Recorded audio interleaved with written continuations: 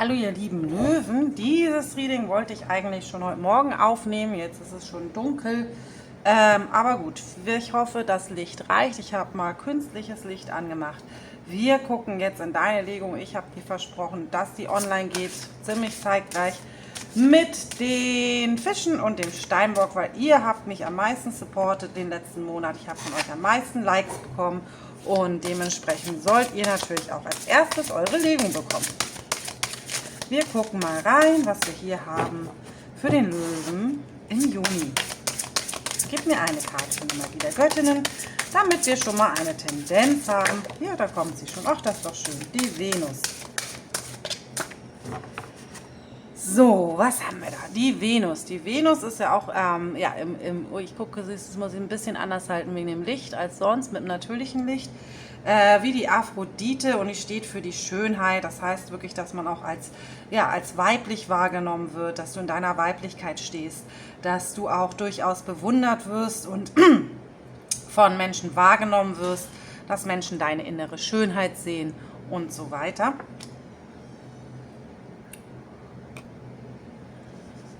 Es ist auf jeden Fall eine sehr, sehr schöne Karte, um damit anzufangen. Aber wir wollen dann gleich einmal reingucken.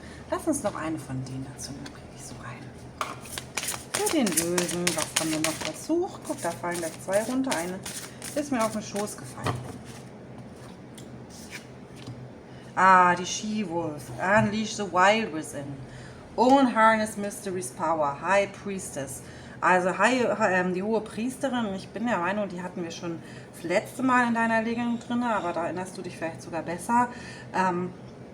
Also wirklich, das geht nochmal auch darum, dass du dich wirklich mit deiner heiligen Weiblichkeit verbinden darfst, dass du dich mit deiner Intuition verbinden darfst. Ne? Also wir Frauen, wir stehen ja auch für Intuition und Herz, mit der Kraft aus dem Herz zu manifestieren und auf unsere Intuition zu hören. Da haben wir einen besseren Zugang meistens zu als die Männer. Aber hier haben wir auch mit She-Wolf, Unleash the Wild Within, auch nochmal den Hinweis darauf, dass das nicht hier nur darum geht, dass du lieb und zart sein darfst, sondern du darfst auch, meine Katze spielt im Hintergrund, ich habe eben gerade schon Geräusche gemacht, deswegen habe ich kurz gestoppt. Du darfst auch durchaus wild sein in deiner Weiblichkeit. Das heißt, du musst nicht nur zart und lieb sein und süß, sondern du bist durchaus auch jemand, der auffällt, weil er einfach Kraft hat. Du stehst in deiner Kraft. Wir haben hier den Mond dabei, ne? Die heult sozusagen dem Mond an, dass auch wirklich deine innere Schamanin wieder rauslassen darfst, dich mit deiner, mit wild sozusagen barfuß durch den Wald laufen darfst, dass du, keine Ahnung, einfach dich frei fühlen darfst, frei in deiner eigenen Persönlichkeit, die du rauslassen darfst, und du musst dich da sozusagen nicht schämen für das, wer du bist und wie du bist. Das fängt schon mal ganz, ganz, ganz wunderschön an hier bei dir, aber lass uns einmal in die Tarotkarten reingucken zum Thema auch Liebe für den Löwen in dieser Phase jetzt zum Juni. Ups, und da fällt sofort und noch eine ist geflippt. Ja, ich glaube, die hatten wir letztes Mal auch schon. Irgendwie dunkle in Erinnerung. Da haben wir jetzt erstmal die 4 der Stäbe als zentrale Karte, aber wir mischen mal weiter. Oh,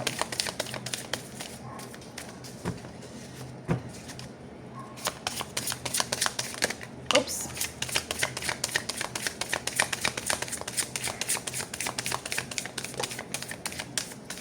Noch ein Flipper. Die hatten wir auch gerade schon dabei bei dem Fischen, falls du auch mit Fische in deinem Horoskop hast.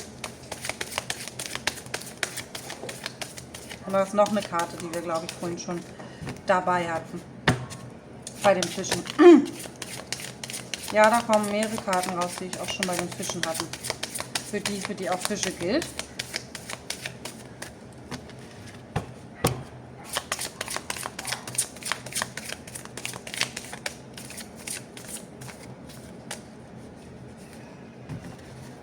Nur einmal mischen. Juni, Löwe, meine Zuschauerin. Was haben wir hier noch? So, hat das Handgelenk auch schon irgendwie zu tun vom viel Mischen heute.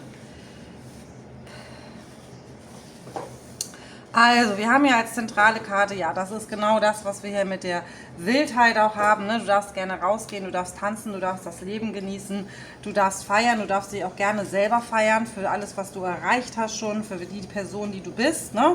Du darfst hier wild in den Spiegel gucken, rumtanzen und sagen, ich bin toll, ich bin gut so, wie ich bin. Du kannst dich hier auch gerne mit Freundinnen verbinden, die dir das auch reflektieren, mit denen du zusammen einfach so in diese weibliche Energie kommst von Spaß haben, zusammen sein, sich gegenseitig unterstützen, sich gegenseitig feiern auch für das, wer und was man ist. Das gibt nochmal deinem Selbstbewusstsein einen großen Push. Und wenn du im Moment nicht so eine Freundin hast, und wenn du das Gefühl hast, dass sie dich unterstützt, dann haben wir hier durchaus so eine weibliche Energie reinkommt, die man durchaus auch bei sowas wie einer Feier oder so kennenlernen kann, die auch eine gute Freundin für dich sein kann. Und haben wir hier als erste, zweite Karte, die gefallen ist, die 6 der Kelche, wo ich halt wieder irgendwie der dunklen Erinnerung bin, dass wir die schon das letzte Mal bei dir mit drin hatten. Und das ist natürlich interessant, weil die 6 der Kelche ist natürlich, wenn es um Liebe geht, steht die auch immer dafür, dass jemand aus deiner Vergangenheit zurück in dein Leben kommt, der dir irgendwann einmal wichtig war. Oder immer noch eine große Rolle für dich spielt. Aber hier geht es auch wirklich um das Zurückkommen. Also jemand kommt zurück in dein Leben. Sobald du dich sozusagen verbindest mit dieser freudigen Energie. Wir haben dazu eben diese Karte, die ich eben gerade schon auch in einer anderen Legung drin hatte. Genauso wie diese, deswegen lege ich sie jetzt einmal zusammen. Da haben wir einmal die Ausgleichskarte, das heißt wirklich, hier geht es auch um Gerechtigkeit, um Ausgleich der Energie. Du bist sozusagen mit dir selbst im Reinen und im Ausgleich, auch vermutlich mit dieser Person. Da sind keine alten Wunden offen sozusagen, die hier angezeigt werden, sondern das ist eine Verbindung, die sozusagen, die auch in Harmonie ist. Also wenn du nicht weißt, wer das ist, es ist niemand, mit dem du irgendwie im Bösen auseinandergegangen bist. Hier ist eher jemand angezeigt, mit dem du einfach eine gute Seelenverbindung schon immer hattest. Und hier nochmal mit den Pagen der Stäbe, nochmal die gleiche Energie, die wir hier schon irgendwie hatten, dass du einfach in deiner Kraft bist. Ne? Du bist einfach wirklich, du weißt jetzt, was du willst, du weißt, was du kannst im Juni und du stehst auch für das ein, was du willst. Und du gehst voran und du handelst auch danach. Und das ist schon mal sehr gut. Wir haben hier aber auch noch drin liegen die 2 der Schwerter. Das heißt, hier geht es auch darum, dass du manchen Dingen noch nicht so richtig weißt, wie es weitergehen soll, vermutlich in erster Linie auch in der Liebe, dass du manchmal nicht richtig den Wald vor lauter Bäumen nicht siehst und gar nicht vielleicht auch erkennst, dass diese Person jemand sehr Gutes für dich sein könnte. Ich habe hier nämlich dazu auch 2-2, ne? 2-2, die 2 der Kelche liegen. Und das heißt, du siehst eigentlich gar nicht, dass du da wahrscheinlich jemanden in deinem Leben hast oder zurück in dein Leben kommt, der durchaus gewillt ist, mit dir eine liebevolle Verbindung einzugehen. Und dazu habe ich noch die Königin der Stäbe, die liegt hier auch noch darunter. Wie gesagt, da haben wir nochmal dieselbe Energie. Ich kriege aber auch so ein bisschen rein, dass du vielleicht gar nicht unbedingt dich so richtig auf Liebe einlassen möchtest schon, ohne dass du es weißt. Dass es hier ein bisschen darum geht, dass du genau diese Energie, weil sie war vorhin zuerst falsch rum, jetzt ist sie richtig rum, ist nicht richtig klar hier mir die Königin der Stäbe. Aber die haben ja diese fröhliche Feierenergie sozusagen, dass du ziehst einfach in dein Leben gute Menschen in dein Leben, indem du einfach wieder du selbst sein darfst. Indem du sozusagen die Person bist, für die du auch hergekommen bist zu sein. Und das liegt auch dann, hier haben wir nochmal mit diesen Menschen und den 10 der Stäben natürlich jetzt direkt unter diesen Menschen angezeigt, dass da vielleicht doch, anders als ich gesagt habe, zwar Harmonie ist, aber irgendwas sozusagen, du glaubst, das war in der Vergangenheit, hat es vermutlich nicht funktioniert und deswegen siehst du da irgendwie zu viel Gepäck in dieser Verbindung oder diese Person bringt ziemlich viel Gepäck mit. Zweiteres wahrscheinlich sogar eher. Gepäck kann natürlich sein, dass die Person Schulden hat, dass die Person Anhang hat, relativ viel, was du schwierig findest, ne? Kinder, Ex-Frau, dergleichen, Schulden, emotionale Probleme und dass du da vielleicht auch ein bisschen Angst hast, dass dich das, und wir haben hier nämlich nochmal so eine Entscheidungskarte mit den 7 der Kelchen, dass du da nicht so richtig weißt, wie du dich da entscheiden sollst, weil du wahrscheinlich auch Angst hast, wenn du dich zu sehr auf diese Person wieder einlässt, dass du hier aus deiner aus deiner Kraft rauskommst, dass diese Person dich wieder aus dieser eigentlich so guten Energie, in der du gerade bist, ne, vielleicht wieder ins Wanken bringen könnte, weil das vielleicht ein bisschen zu schweres Gepäck für dich ist, was diese Person mitbringt.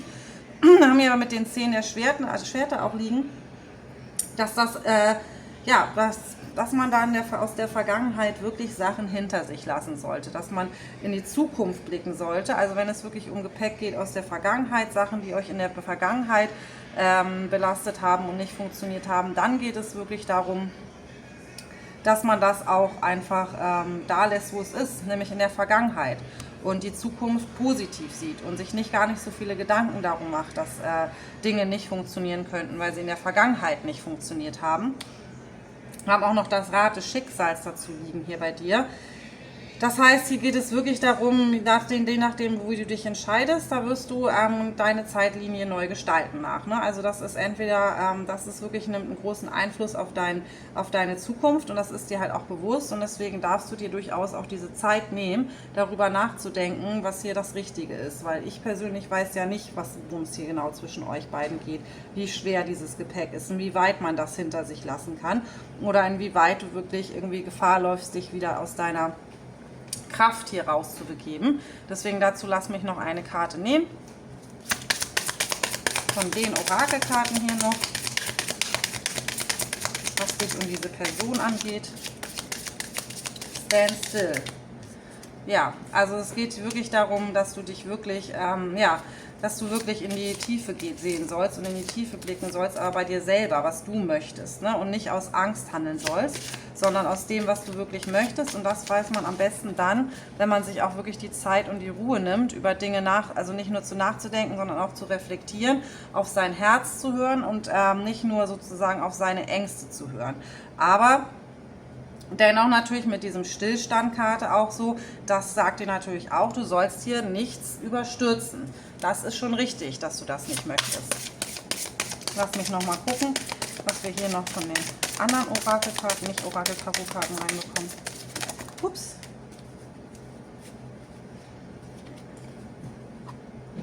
Da haben wir nochmal sehr viele Stäbe. 6 der Stäbe, 9 der Stäbe, 7 der Münzen und der König der Kelche. Also die Person kommt hier durchaus nochmal rein als der König der Kelche. Das ist ein sehr guter König. Guck mal, ich lege ihn auch automatisch wieder da drauf. Also diese Person ist durchaus, die kommt durchaus von Herzen auf dich zu, und diese Person hat auch durchaus Gefühle, und diese Person möchte das auch eigentlich wirklich mit dir hinbekommen. Und hier mit den 6 der Stäben und der 9 der Stäben, ja, die ist einen weiten Weg gegangen, um hier sozusagen wieder bei dir anzukommen, und die ist auch durch ihre persönlichen Probleme gelaufen, die ist durch ihren eigenen persönlichen Wachstum gegangen, ne? Von der 6 in die 9 sozusagen hier, durch das Gewitter, durch den Schnee. Die hat aber ihr Ziel vor Augen, und die weiß sozusagen mittlerweile, was sie will. Und hier, das liegt ja auch auf dir drauf, ne? Das ist auch dich.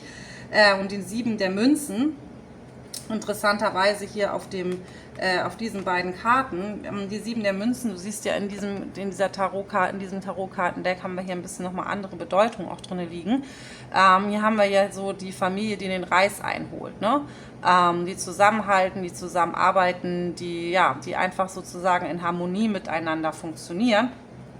Und tatsächlich kann man zumindest von Perspektive dieser Person sagen, ist es das, was diese Person sich wirklich wünscht mit dir. Diese Person hat in dem Sinne keine schlechten Absichten, die weiß genau, woher sie kommt, die weiß genau, was sie erlebt hat, sie weiß genau, was sie mit dir erlebt hat, und die weiß aber auch ganz genau hier, was sie mit dir hat. Du wunderschöne Göttin sozusagen. Also guck mal, da ist ja noch eine rausgefallen, die habe ich gar nicht gesehen. Das ist Steph. Ja, warte mal, das muss ich ehrlich gesagt mal, das ist ja sowas wie eine Trophäe, würde ich sagen. Ehrlich gesagt, ich weiß nicht, was das Steph heißt. Ich kann zwar sehr gut Englisch, aber das weiß ich nicht. Aber ich glaube, das wird sowas sein. Also Staff kenne ich ja eigentlich immer mehr als Crew sozusagen. Aber hier sehe ich tatsächlich halt nochmal so diese Trophäe, ne? Also Sachen, auch mit diesem Kopf, aber der da hängt sozusagen von den Indianern mit diesem kleinen Halbmond da drauf. Halbmond kann natürlich auch immer, kann hier für die Menschen, für die das zutrifft, immer mit Türkisch auch verbunden werden. denke ich gerade, kriege ich gerade rein. Aber hier geht es wirklich darum, dass dass es wirklich so ist, dass diese Person auch Ziele erreichen möchte mit dir. Und dass es nicht sozusagen ist, dass das hier in schlechter Absicht ist. Aber bitte lass mich das einmal nochmal nachgucken. Okay, ich lese es euch einmal vor. Du weißt, wie man leicht zwischen den Polaritäten wechselt, wie man alle Möglichkeiten abwägt und instinktiv den richtigen Weg wählt. Vertrauen Sie Ihrer inneren Weisheit und machen Sie den ersten Schritt auf einer Reise, auf die sich Ihr Herz bereits begeben hat. Nutze die Kraft des Stabes, also ist der Stab übrigens auch, Personal aber halt auch einfach nur Stab, um das zu vereinen, was geteilt zu sein scheint. Um das empfindliche Gleichgewicht zwischen Wille und Hingabe zu finden. Ja, ich glaube, da müssen wir auch gar nicht mehr so viel zu sagen, ne? Ich nehme euch noch mal eine von den Karten dazu. Vor uns liegen viel bessere Dinge als die, die wir hinter uns lassen. Also das ist eigentlich hier alles mehr so ein Go for it, ne? Notiere 10 große Träume, die noch nicht wahr geworden sind. Was könntest du tun, um sie zu realisieren? Vor uns liegen viel bessere Dinge als die, die wir hinter uns lassen. Ja, also das liegt hinter euch sozusagen. Lass das Gepäck einfach los. Lass es, wo es hingehört, in der Vergangenheit. Und noch eine Affirmationskarte für meine Löwin. Affirmationskarte 2. Da haben wir einmal let me be still today and listen the truth in silence. Das hatten wir hier schon mal, die Stille. Zweimal haben wir das jetzt. Es geht wirklich darum, dass du in der Stille sozusagen auf dein Herz hörst und eine Entscheidung triffst und dich nicht von anderen Leuten da reinlabern lässt, sondern dass du die ganz für dich alleine triffst. Und my happiness is a direct reflection of how quickly I can shift my perception from fear to love. Das ist genau das, was ich auch schon gesagt habe, ne? Also mein Glück hängt davon ab, wie schnell ich sozusagen meine Angst loslassen kann und mich auf die Liebe einlassen kann. Ja, Leute, da gibt es gar nicht mehr viel zu sagen. Das ist jetzt ziemlich klar und deutlich. Mit dieser Person, die hier reinkommt, der solltest du vielleicht doch nochmal die Möglichkeit geben, dir zu beweisen, dass sie dich jetzt verdient hat, hier meine liebe Venus-Löwin. Und dann möchte ich dir noch sagen, dass ich dir einen wunderschönen Juni wünsche, dass du gerne auch nochmal bei meinen Auswahl-Tarot-Karten vorbeigucken kannst. Orakel-Auswahl-Tarot-Legungen, die finde ich immer nochmal viel tiefgehender, weil man da wirklich von seinem Unterbewusstsein her entscheidet. Die findest du natürlich in meiner Liste von Videos. Guck doch da gerne mal vorbei. Hinterlass mir gerne einen Daumen nach oben, wenn es dir besonders gut gefallen hat. Unten ist auch der Link zu meinem PayPal. Falls du mir eine kleine 2-3 Euro Spende hinterlassen möchtest, würde ich mich natürlich sehr freuen. Und ansonsten sehen wir uns hoffentlich ganz bald wieder.